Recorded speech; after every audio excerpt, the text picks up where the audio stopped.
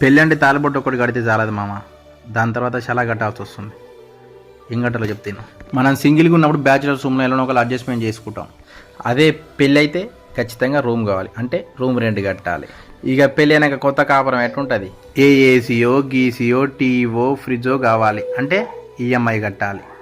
ఇక పెళ్ళి అయినాక ఇన్ని రోజులు అయితే మనతో మామూలుగా ఉంటుందా, మనం ముందరనే అడగాలమైతే అడగాలండి అంటే ఖచ్చితంగా పిల్లిగాడో పుడతాడు. అంటే మన సేర్ల డబ్బాలకు కానీ మన డైపర్లకు కానీ మన సిరప్లకు కానీ ఓరి బాబోయ్ ఇలాంటి క్షణా ఉంటాయి.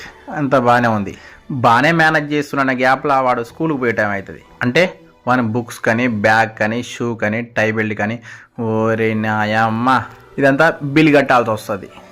సర్లే డొలుపుతున్నా గ్యాప్లో మళ్ళీ తెలుసుగా ఆటగాళ్ళు సెకండ్ ప్రొడక్షన్ స్టార్ట్ చేస్తాం.